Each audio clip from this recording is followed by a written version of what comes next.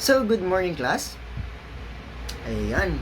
Tunay na napakaganda ng umaga at nakikita ni teacher ang inyong mga smile, ang inyong excitement sa ating magiging klase ngayong araw.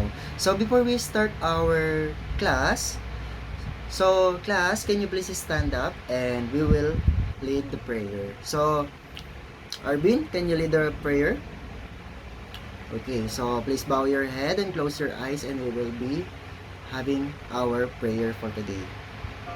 Angel of God, my guardian dear,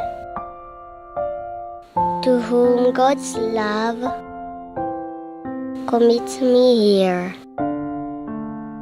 ever this day, be at my side, to light and guard, to rule and guide. Amen. So, thank you very much, Arvin.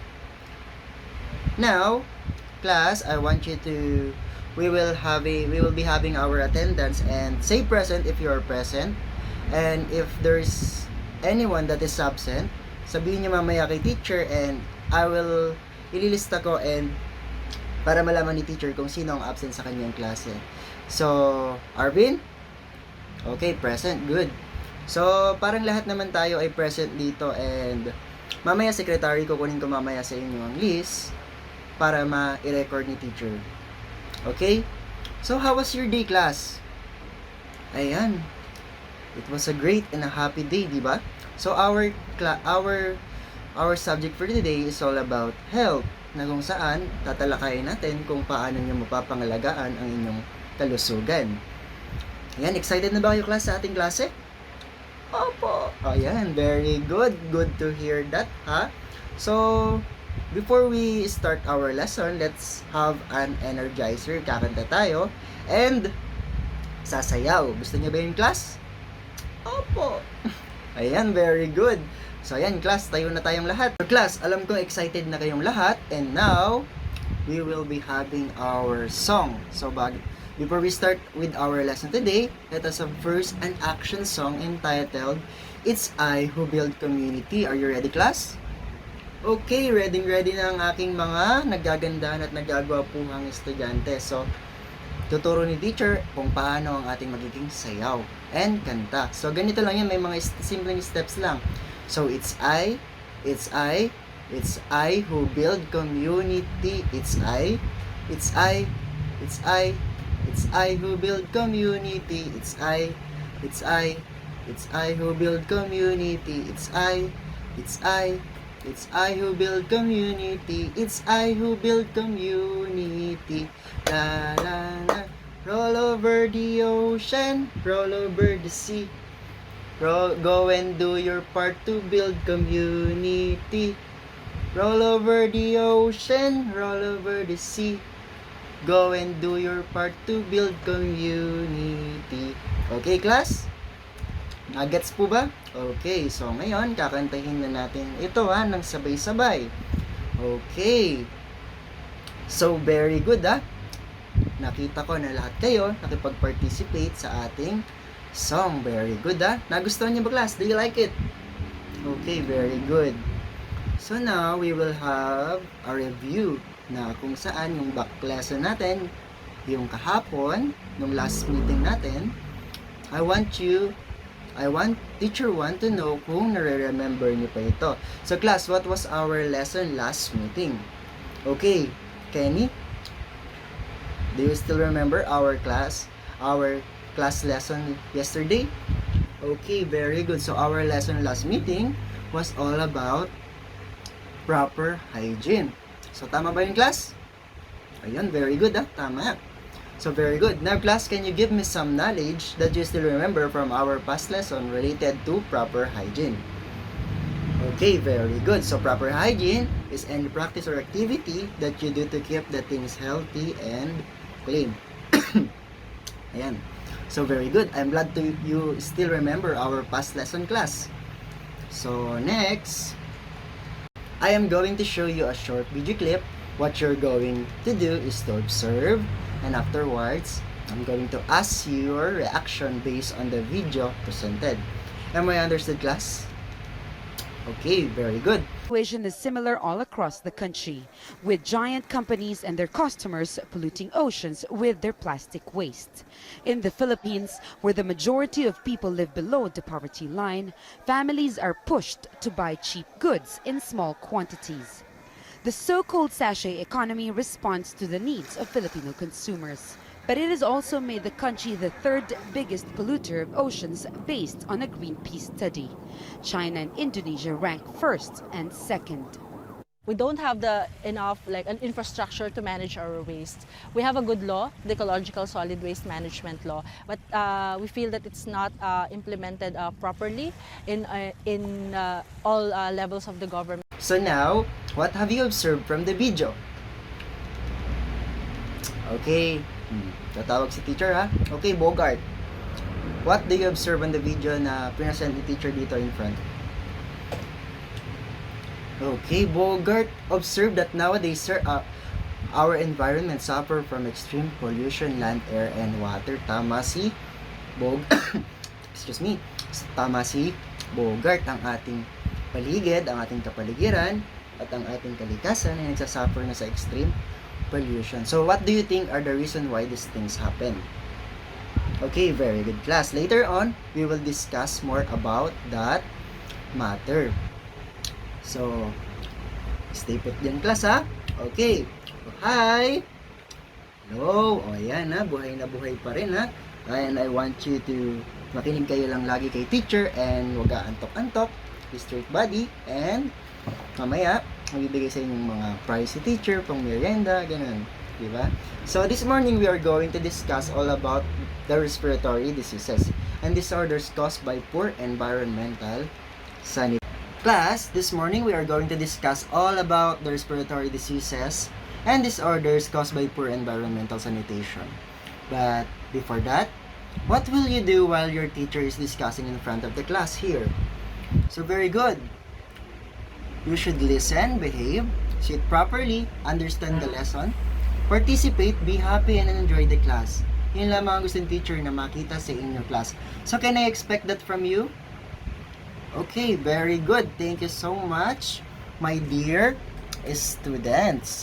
Okay, I repeat, our topic for today is all about the respiratory diseases caused by poor environmental sanitation. First, we have our visual aids na ipepresent sa inyo ni teacher. And later on, Kenny, you will read it in front. Okay? So, yan. So, thank you so much, Kenny. So class, according to what can you read, our health is at risk and vulnerable to many diseases if our environment has poor environmental sanitation. One of the reasons why we suffer from too much pollution and poor environmental sanitation is because of us. Oo, dahil sa ating class, because all of us that live on our planet and who build our community, many of us are irresponsible, especially when disposing our personal or own trashes. So they even throw it in rivers. Di ba, class, nakikita nyo yung kanilang mga basura kung saan-saan tinatapon. Excuse me, class.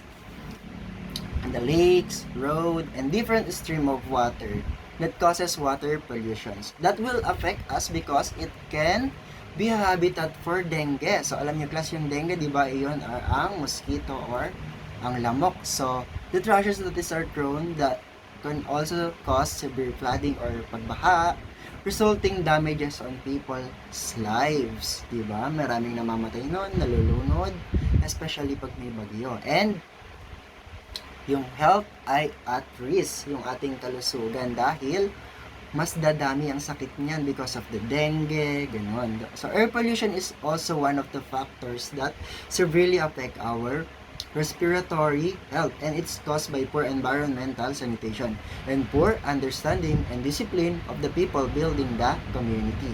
So, there are many factors that cause air pollution, class.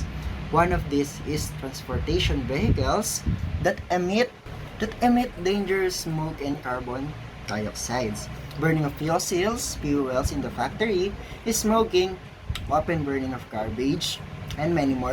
Excuse me, class. factors. All of these are the main reason why we suffer from air pollution. So siguro may nakagaling drive din kasi si teacher galing ako sa kalsada, so baka nakasagap ako ng air pollution. Yan, kita nyo, parang inuubos si teacher. So alagaan nyo ang kalikasan para hindi kayong magaya kay teacher, ha? And alagaan nyo yung sarili. So yun nga yung air pollution that leads to respiratory diseases and disorders.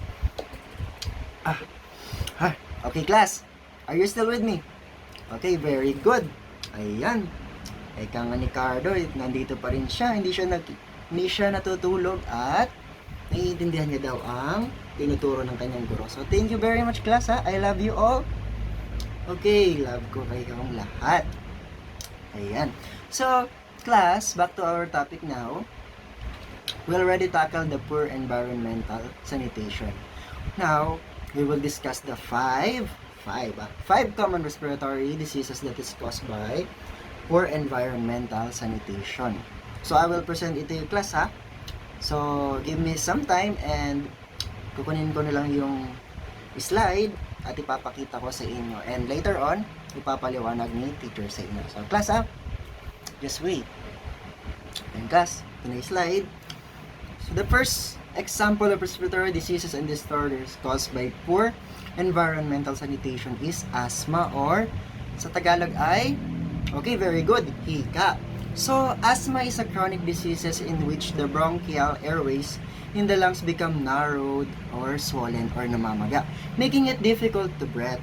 So symptoms include wheezing, coughing, tightness in the chest, shortness of breath, and rapid breathing. So class, marami sa atin ang may asthma, especially yung mga mahihina yung baga, so nahihirapan silang huminga pag mayroon silang asthma. So yun nga daw, isa itong cause ng poor environmental sanitation and cause asthma.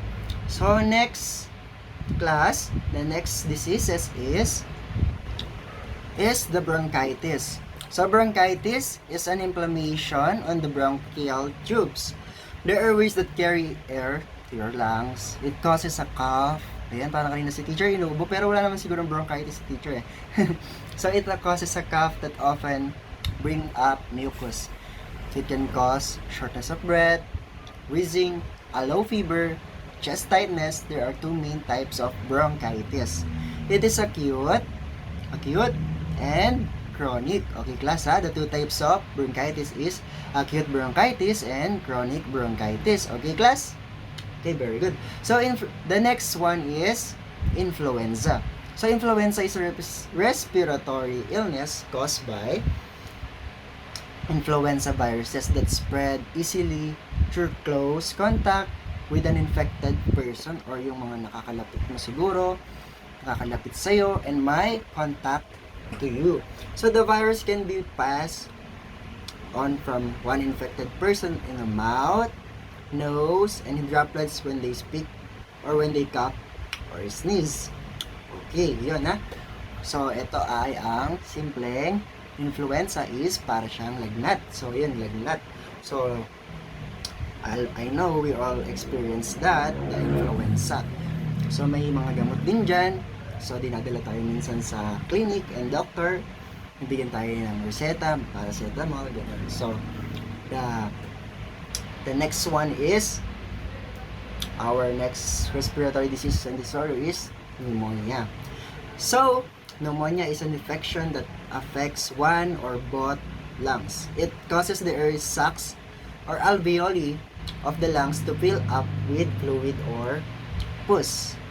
Bacteria, viruses, or fungi may cause pneumonia. So the last one is, the pinakamalala ay ang lung cancer.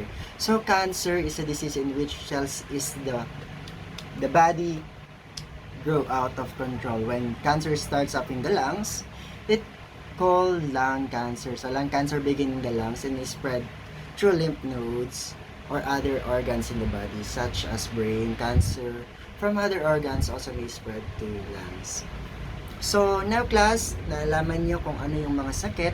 So pag may sakit, siguradong may lunas. So what are the preventive measures to avoid respiratory disease caused by poor environmental sanitation? So first is Number 1 is have a proper waste disposal. Always wear protect. Okay, always protect you from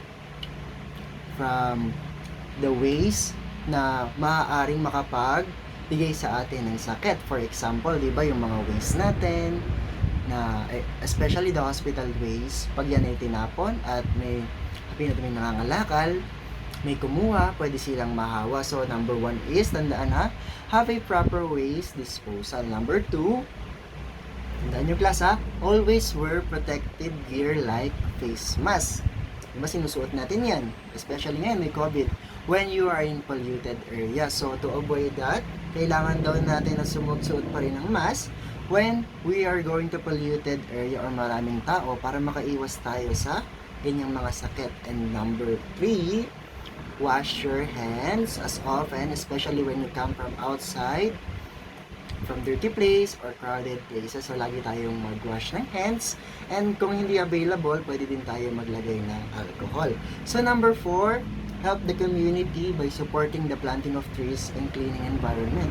So, may papakita natin na pag-support sa pangalaga sa kalikasan para maiwasan din yung mga sakit sa ating respiratory system by helping to plant a trees. Di ba madali lang yung class? Magtatanim tayo ng puno. So, number 5, consult your doctor regularly to have a general check-up concerning your health. Lagi tayong magpa-general check-up para malaman natin kung healthy ba tayo or need natin ng medications para magamot agad ang ating mga sakit.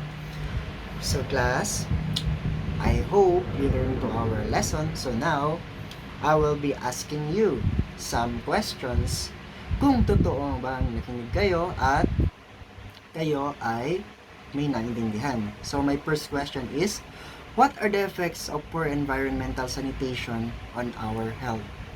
Okay, Arvin? Okay, very good. Tama yung sagot ni Arvin. Ang poor environmental sanitation natin ay pwedeng makapag-cause ng respiratory and diseases and disorders. So, maaari tayong magkasakit if marumi ang ating kapaligiran. So, my next question is, give one disease that is caused by poor sanitation and describe how it affects our health. Okay, very good, Jessica. And number 3, my third question is, give one preventive measure on how can we prevent getting respiratory diseases. Okay, thank you so much, Aaron. Kailangan daw magugas tayo ng kamay and it's one of a preventive measure to keep our respiratory health healthy. So very good. Okay, class. The next one is we will have a class or a group activity, and I will be grouping you into 5 groups with 8 members each. Understood, class? Okay, kasi katatapos lang ng ating lesson and I hope na you understand well, diba? So, magkakaroon tayo ng 5 groups and 8 members. Later, I will give the instruction. For now, count 1 to 8 for you to know who your group mates in your activity will be, kung sino ang magiging inyong mga kagrupo. So, count na. Mag-umpisa tayo dito kay Lester. So, count 1 to 8. Okay, very good.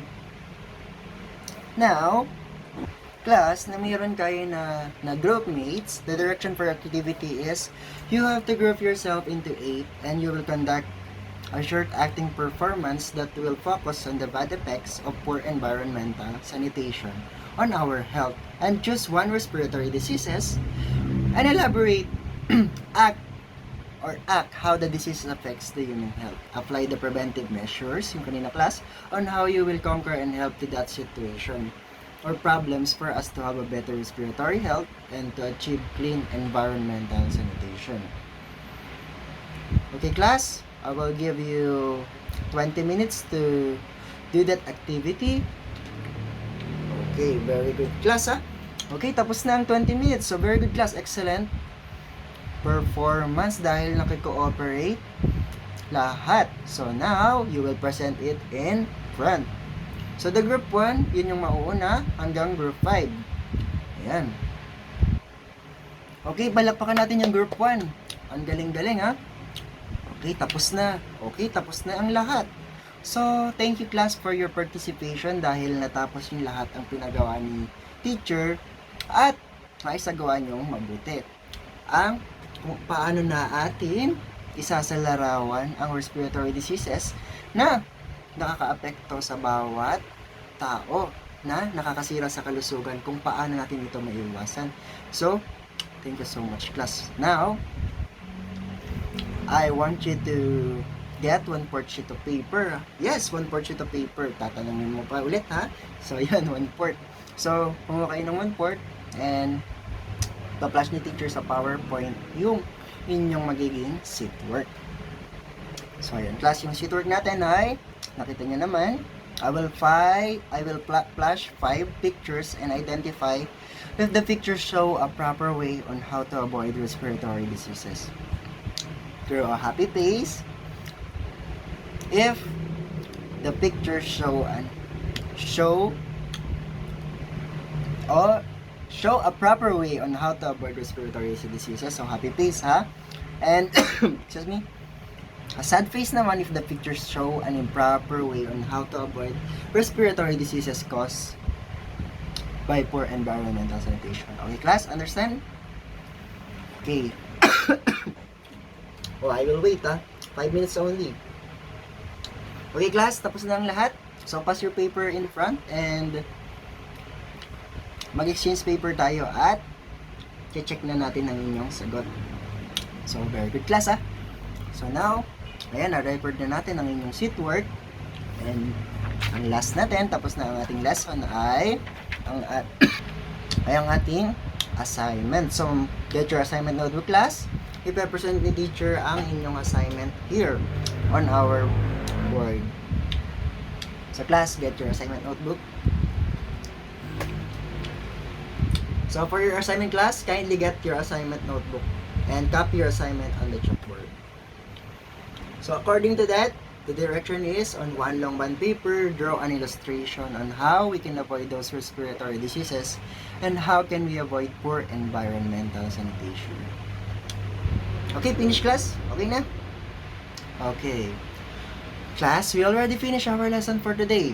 I hope you learned a lot and understand well. Always remember that if you have questions about our lessons, teacher is always here. Teacher Kim is always here for you to help and understand you because teacher cares and loves all of you. So goodbye class. Ayan, goodbye sir. I love you. Okay, I love you too class. Goodbye all and take care. Mag-ingat kayo sa pag-uwi. And laging tandaan, mahal kayo ni teacher and nandito lang si teacher para i-guide kayo. So thank you class. Goodbye.